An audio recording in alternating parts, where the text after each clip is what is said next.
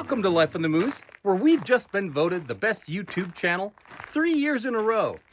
I've been the only one voting for 3 years in a row, but who's counting?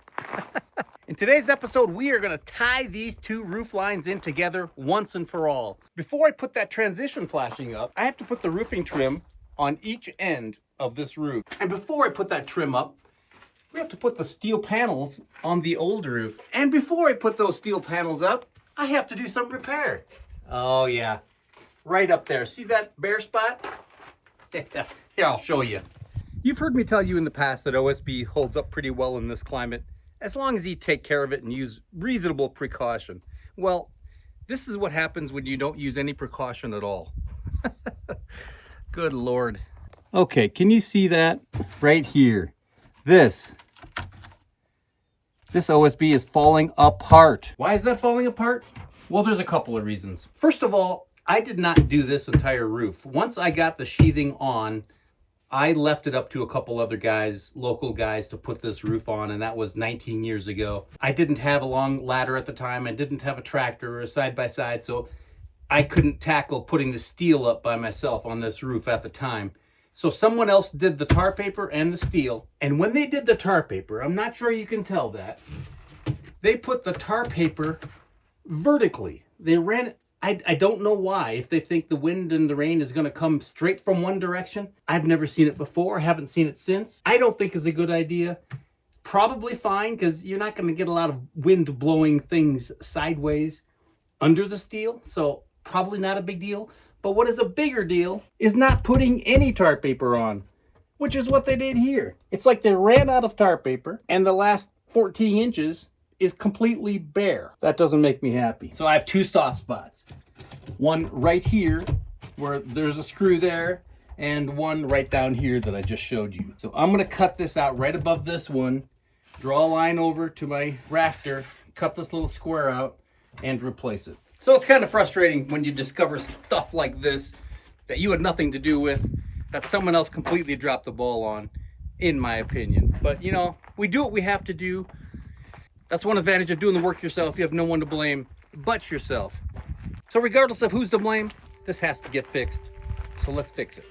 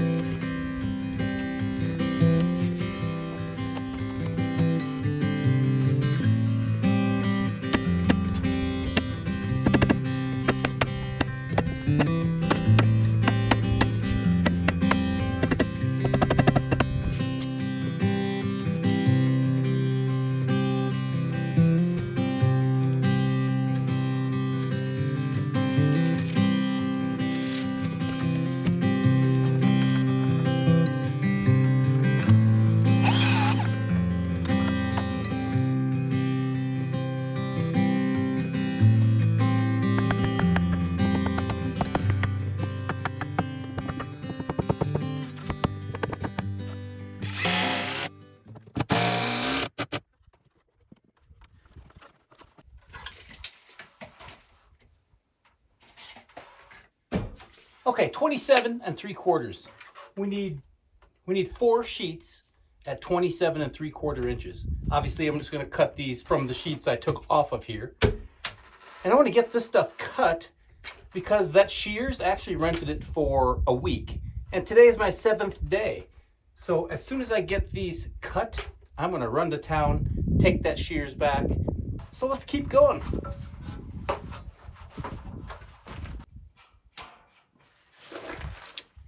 I've had several people comment that I should invest in a T-square, big 4-foot T-square. I own one. It's just not here. That's the problem with having, in essence, 2 households. I try not to duplicate tools because obviously tools are expensive. So a T-square is something that I only have one of, but it's not here. So I keep forgetting to bring it over here where I would surely use it more than I do on the coast. I mentioned this last episode, but I really do like this Milwaukee felt tip marker. It writes on just about anything. And that's good.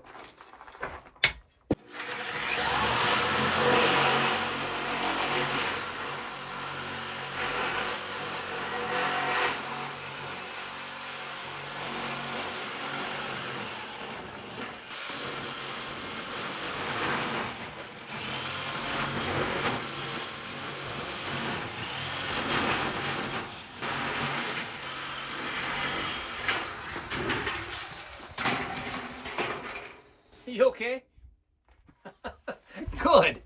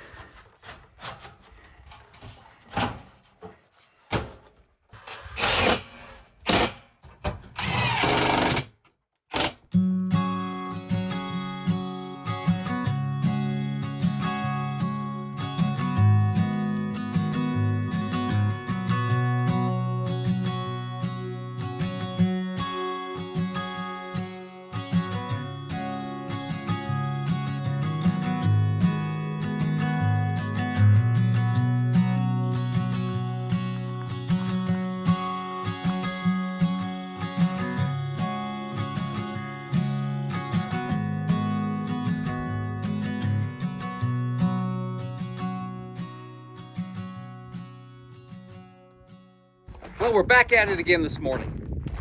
Does this setup look familiar? Yes, I'm going to take that top trim piece off. That rake trim, that gable flashing right there, I'm going to take that top one off because it's the wrong size. It's put on incorrectly. Here, let me show you. Can you see those discolorations? First one is there, right below that board. There's one higher than that too. I don't know if you can tell that. Well, that discoloration is caused by the screws up there not going into that gable flashing correctly because the gable flashing is too short on top. See these screws right there is barely touching it. And then from there, the screws aren't even on the flashing anymore. They're off to the side of it. Hopefully you can tell that. Here, let me show you the difference on the new pieces. This is the one I took off. So it sits just like that. And that laps over the very end rib of the panels. So this top flat surface is only 2 inches. I need at least 2.5 inches for that top flat surface, which is what this is. I'm only going to replace this side of this end because that's really the only bad spot right now. In the future, I might tackle the other end or the other side over here. This is where the weather comes from, so this is the most important, so I want to tackle this. So right now, I can get those screws from that ladder. I'm not sure how I'm going to put the new one up yet. We'll figure that out when we get there. But now I can just barely reach and get those screws out. And then when that's finished up somehow, I'll find my way up there and fill those holes and tape and do it all right.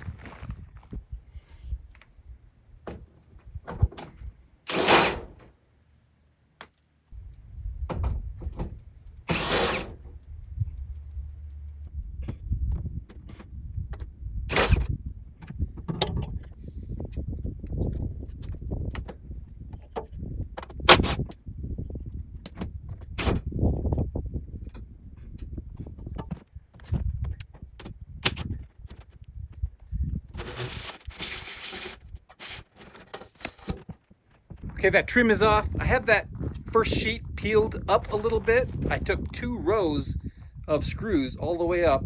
There's no tar paper on that thing for about the last 14 inches on this end of the roof. Boy, that's irritating. Okay, well, we do what we gotta do. Here's what I'm gonna do. So where I have that metal rolled up, the first thing I'm gonna do is fill those holes that are there already. And I'm gonna take just liquid nails, construction adhesive. There's nothing rotten from the top, it's just discolored, so that's good. I don't want it to get any worse, so I'm just gonna, like I said, just fill those holes up in that area with that adhesive. And then after I put that on, I'm gonna take this sticky tape, this frog tape, and I'm gonna put a little square over that construction adhesive.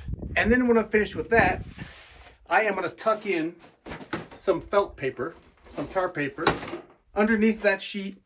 Let it lap over the next one, which I can see, I can get to, which is good. And then after that, I will tape the edge of the tar paper like I did the rest of the stuff you saw. So it's a process, but I want to make sure it's done right because obviously it wasn't done right and I'm paying the consequences for it right now. So it's kind of tough to get a camera up there. Hopefully you can see what I'm doing. One way or another, we have to get this wrapped up today because for the next 2 days, rain in the forecast. So let's get to work.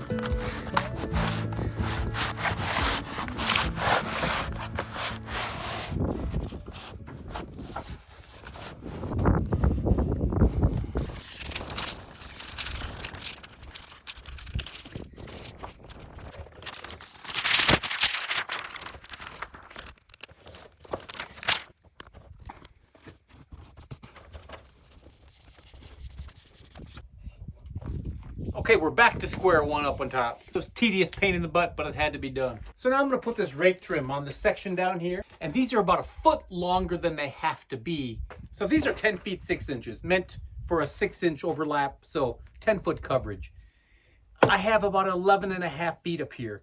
And if I put these up whole, the lower one up whole, it's going to be too close to the top for me to make that transition on top of each other without messing it up there. And I don't want to put the long section up on top, then you'll see a little section down below. So what I'm going to do is just take off about 1 foot, make these about 9 feet 6 inches, and then cut about a 32-inch piece on top. And that way I can just mess with that little piece up there. It is just easier with that transition. Does that make sense? I didn't think so.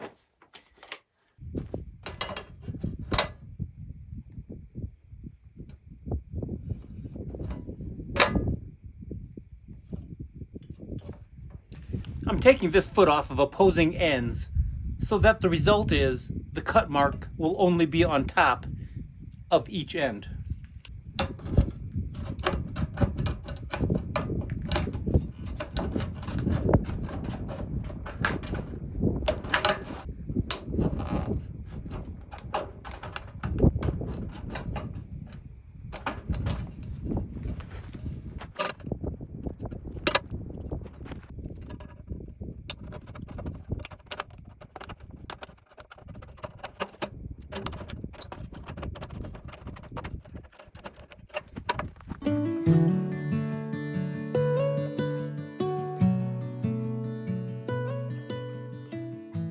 Okay, this piece goes back over there on the north side, so just like this. Leftover trim. I know this is the right angle. Just like that.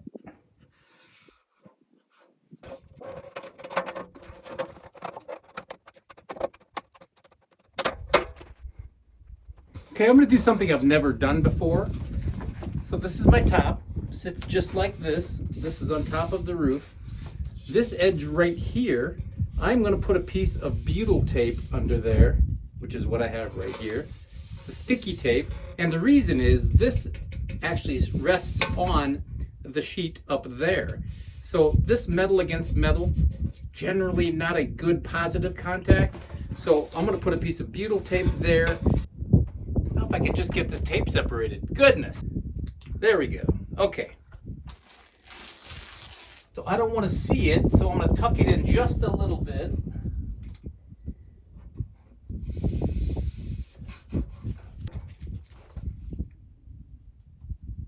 Make sure there's no wrinkles in there either. So that's what you want. Just like that.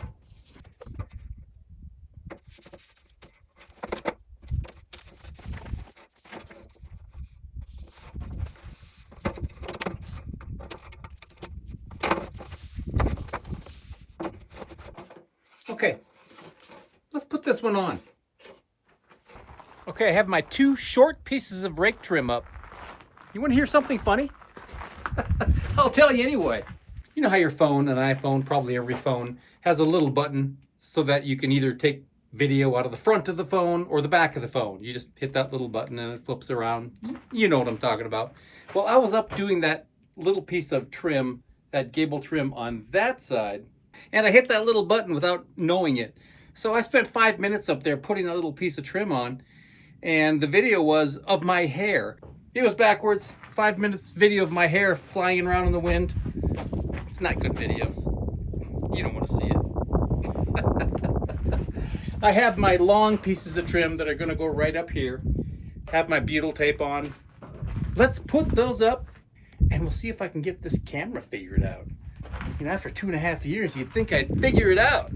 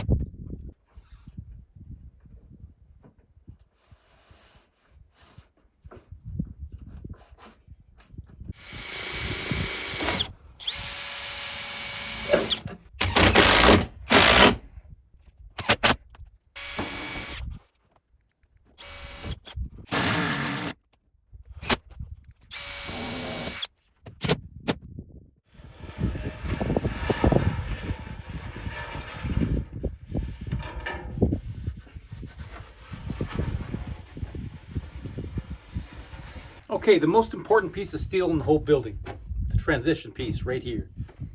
You just saw I drew a line. That line is 2 inches from the bottom.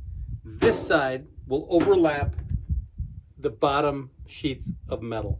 This side will go underneath the top original pieces of metal. This 2-inch line represents roughly where the foam underneath it will be, and also where I will screw into the ridges. Yes, when you put this type of flashing on top of the steel, you screw into the ridges on top of the ribs. So that solid line here represents basically where the metal from the top is going to overlap, and it's going to come down to about there with just half an inch at the very most of a reveal. They say it should be about a half an inch. I don't know if it matters a whole heck of a lot, but that's about how much reveal there is underneath the original steel. And then that dotted line represents basically the bottom of where another foam strip will go, and then the top original steel gets fastened in right there on the flats on top. So that's it. Here's the money right here. It's really hard for you to see what I'm doing up there, what I'm doing that fine detail. So I'm gonna put you back in my head and hopefully video something other than my hair.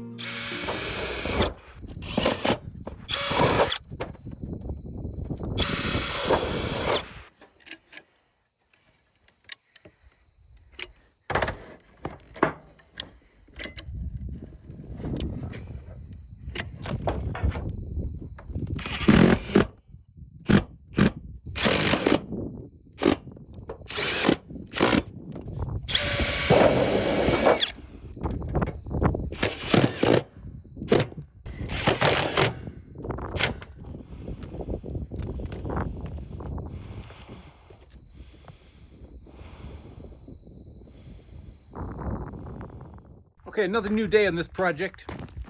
Finished up that lower flashing as you saw last night with that tape and with the caulk. I saw several resources say that was the recommended method, is to put that foam down, and that is expandable foam. That is supposed to expand up to an inch, and those ribs are only about 3/4 of an inch above the deck, so hopefully that'll work out well.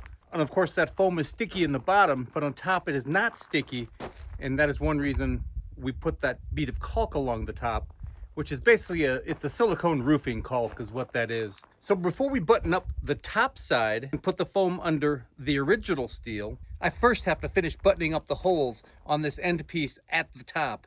As you can see by the tape up there, about 3/4 of it's finished. I just need to get on the very top. So how am I gonna do that? I'm having a very difficult time reaching above and over to get to that second row of screws, which is what I have to get to. I'm gonna take this board right here, and I'm gonna set this into position right above the top two flyers or outriggers, right about where the top of the ladder is. So I'm gonna put that from side to side, screw it down on each end a couple times, and that way I can rest my ladder out there, and I'll be able to reach up over that roof and get to what I need, I believe. I'm okay reaching up blind and unscrewing stuff with one hand.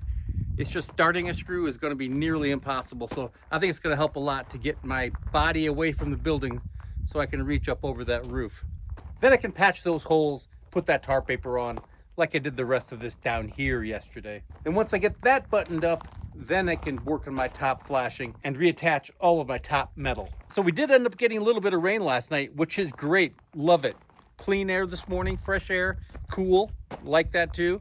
So I'm glad I got that flashing on when I did. Okay, well let's get this board up there. You wanna hold it up in a position, I'll screw it. I'll just do it. It's easier that way.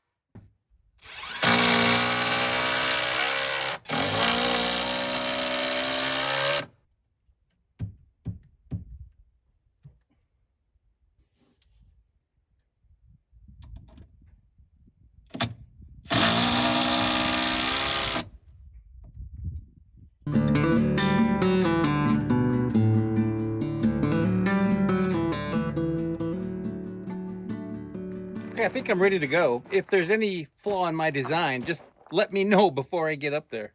I'd appreciate it. Okay, I have it tied down so it can't go right because it's tied down with that rope right there. It can't go left because it runs into that barge board up there. It can't go back because it's locked in under that barge board up there. The feet can't kick out because it's against this right here. So I think I'm good to go. Okay, fill holes, tar paper, screw down the steel once I get the tar paper and all of that situated. Then it's on to the next step.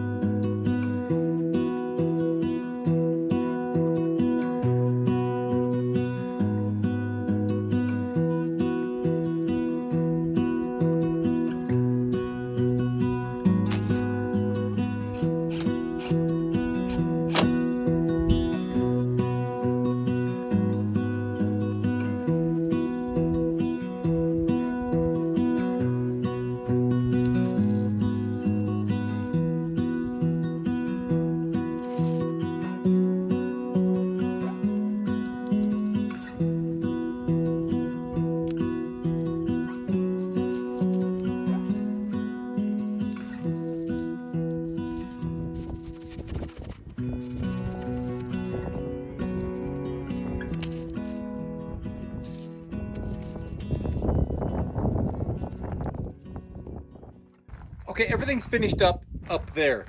have that butyl tape on, and that's ready for the rake trim. Before we do the rake trim, let's finish up with that transition flashing and fasten that tap down. So I'm gonna go grab my foam and a fresh tube of caulk, and we'll get that finished up.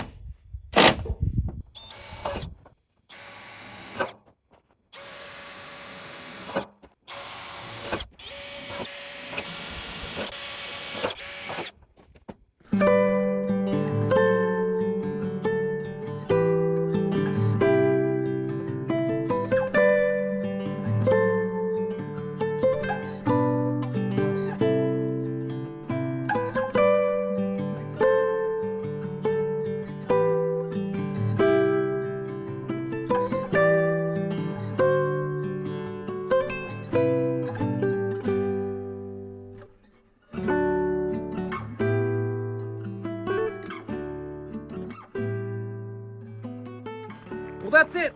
My rake trim is on, and it's on right. Check it out.